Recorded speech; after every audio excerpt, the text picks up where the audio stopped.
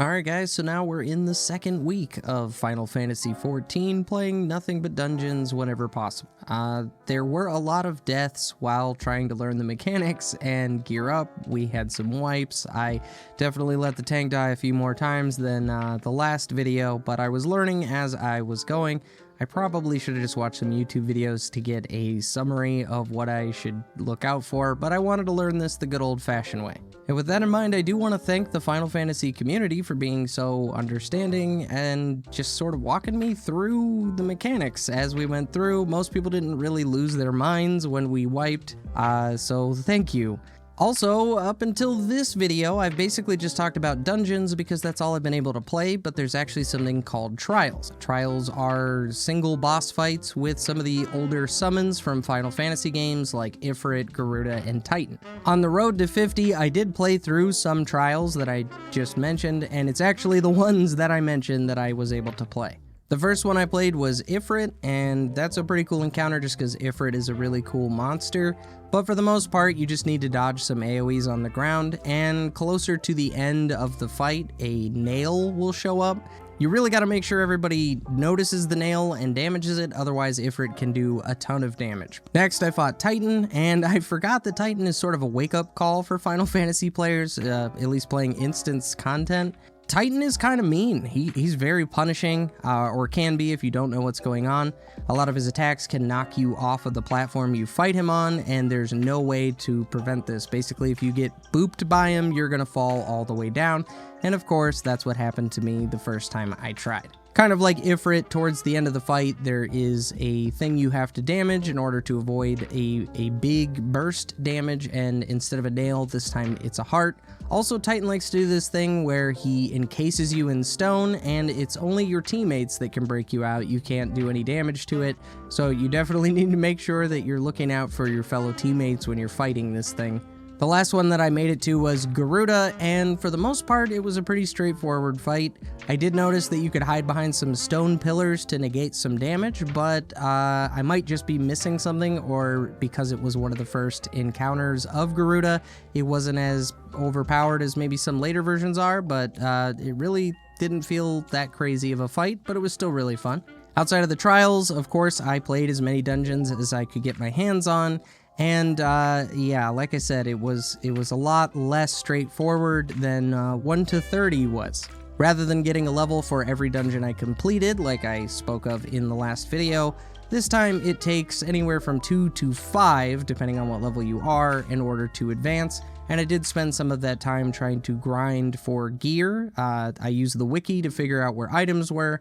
And while the wiki does say that items are in a certain dungeon, the pools of items themselves are pretty big, so even after 5 or 6 runs of a dungeon, you're not guaranteed to get the item, and this ultimately ended up becoming a bit of an issue for me, but we'll talk about gear a little bit later. The first new dungeon that I had to play was the Sunken Temples of Karn, and this has a cool mechanic where you have to damage an enemy that will kind of fall on its side, and you can use this to activate pressure plates to open doors, very much like a Legend of Zelda game, so I felt right at home. During one of the boss encounters, there are pressure plates on the floor, and while you don't have to knock those enemies over onto the pressure plates, you actually have to run over the pressure plates to remove an insta-kill debuff that I did find to be a pretty engaging part of the fight. Throughout the whole dungeon, there are items that you can pick up, and I never really get a chance to learn how this works because other players typically do it for me, but you collect items and you need the correct 2 items to place on a scale, and they need to equal or something, and that's what opens the final boss door. I did find that to be pretty amusing again, as someone who really likes Legend of Zelda. After that, I was able to move on to Cutter's Cry, which starts off as sort of a sand dune cave kind of dungeon, but later on becomes this crystal-covered deep dungeon castle thing. It was pretty cool to play through and watch it change as you move from room to room. A lot of the initial encounters are bugs or worms, things like that. The worm will go underground and pop up on certain players and make rocks fall from the sky that do pretty good damage, and as a healer, I definitely had to look out for that and try not to die myself. After everything changes from sand and bugs, you move on to a dungeon covered in crystals that eventually opens up to the final boss, which was something that I had played before but completely forgot how it worked. It's the Chimera. It has 2 attacks, one of which requires you to move close to the Chimera to avoid a ton of damage, and likewise one that requires you to run away from the boss to avoid the same fate. While this is happening, the Chimera will target one player and a blue orb will follow them around. If that orb is touched, it explodes and does AoE damage, so just a lot of little things that you need to look out for during that fight. Next, I moved on to the Stone Vigil, which to me was just the most classic, almost generic dungeon, but I like that kind of stuff, so I wasn't mad about it. Complete with dragons to fight every so often.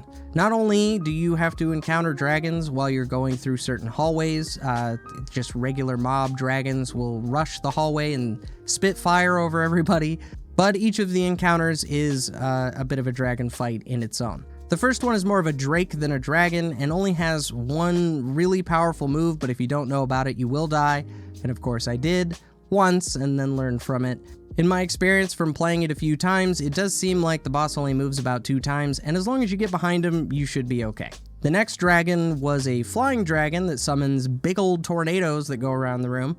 Additionally, there are some cannons that you need to do a thing with, but usually the DPS takes care of mechanics for me, and I've been kind of spoiled in that regard and mostly focused on healing those fights. The final fight reminded me very much of a Guild Wars 2 Fractal, being that for the most part, you just needed to look out for a ton of AoEs. That said, the boss also does fly up into the air and dive bomb. I'm not sure if there's any rhyme or reason to it, if the boss just dives on certain corners, if it always chases the tank, but even if you get hit by the dive, it doesn't seem to do enough damage to really worry all that much about, and I knew when this was coming, so I could kind of heal off whatever damage was coming our way.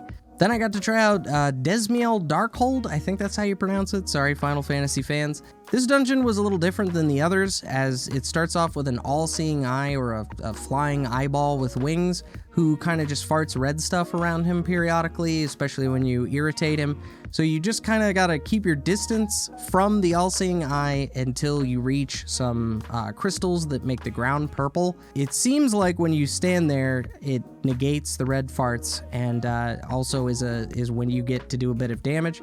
And you just sort of chase him through the dungeon like that for a while until he becomes the first encounter. The fight itself is pretty much just pulling him from a crystal to another crystal until eventually he dies, but if you don't know about that, it could be a little challenging. The final boss for this dungeon also involves some crystals where the boss will tether itself with some crystals, so you'll need to destroy those crystals. I can't remember if it heals him or prevents damage, but it is something you have to deal with. Also, one player will be singled out by the boss, and a big line AoE will come that player's way, and if you're all balled up damaging the crystal, you can kill party members. So yeah, a learning experience, guys. The whole thing this time around was very much a learning experience, but a ton of fun. The last dungeon that was available as of making this video anyway was the Orion Veil, and the dungeon itself, once you learn the mechanics, isn't too bad, but everything being poisonous is super annoying. Both the first and final encounter are basically the same mechanic, which is every now and again the boss will pulse out a debuff that stays on you for a pretty long time. You can let it stack up a few times, but it's a debuff that's basically poison and hurts you over time. The more stacks, the more damage. But around the room, there's some fruit you can eat that will remove that debuff. And while I did die trying to just heal super hard the very first time I played through it, the tank was nice enough to fill me in, and we cleared it no problem. The dungeon also has like a giant or a cyclops, and I don't know if it's because I'm a healer, but it does seem like he has some kind of one-hit kill mechanic with a big club swing that he does, so maybe just keep your distance if you're trying this for yourself. I've had runs where he basically seemed like he had no mechanics, and others where people are dying left and right, so I think that's just a party composition issue, but I'm not entirely sure.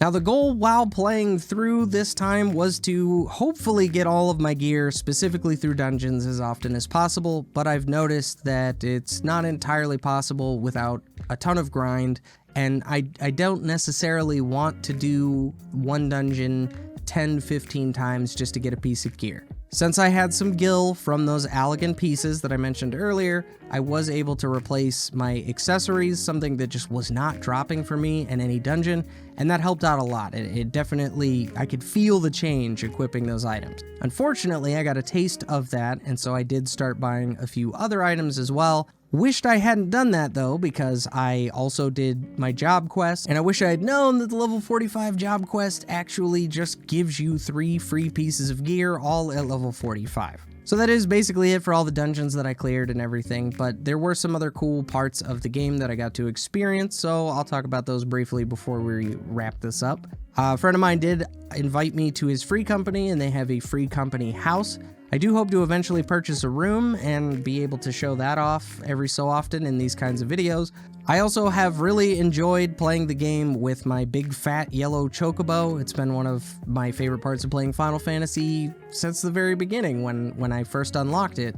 But I wanted to get something a little bit more white mage specific, and at level 30 Conjurer, you can actually just go take a quest from the Conjurer's Guild that leads you to a unicorn. You use Cure on the unicorn. Make sure you use Cure 1 and not Cure 2 or 3. It doesn't count for some reason, but you cure the unicorn and it just becomes your mount. So now I have a free unicorn that I ride from time to time at least, and I guess that was fun. I don't know. It wasn't the most exciting quest to go get a mount, but at least it wasn't a ton of questing, which is what I'm trying to avoid. So I guess I should shut up about that. Another thing I bought off of the auction house was something from previous playthroughs that I completely forgot about, and that's the minion known as a Nutkin. I don't normally go for mini pets in these games, but the Nutkin is my exception. It's basically just a little squirrel that carries around a nut, and if you do the emote to beckon it, as a Lalafell, which I'm currently playing, he just sits on your head. Now, unfortunately, you can't bring minions into instance content, so I can't just be that guy who always has a Nutkin on his head. But at least while I'm waiting for the next dungeon queue or goofing around with players in the open world, I will be able to show that off, I guess. I don't know, I love him and I don't care if I don't get to see him while I'm playing the game all the time, as long as I get to see him at all. But anyway, guys, yeah, still trucking along in Final Fantasy XIV, playing as often as possible, just dungeons or instanced content, and I've been having a blast. I gotta say that playing a healer in 14 makes the game feel way more active than I ever had experienced playing mostly open world stuff previously. Playing a healer in dungeons is exciting. There's a drama to it. I know that sounds kind of weird, but I don't know. You really need to be paying attention. Players can affect your ability to do your job, so you kind of got to look out for them as well. There's just a lot to take in all at once, and it's kept me more than interested in the game so far. But anyway, guys, thanks for watching. I hope you found this at least a little bit amusing, especially if you're a veteran Final Fantasy XIV player. And yeah, we'll get back to this in just about another week. Take care, guys.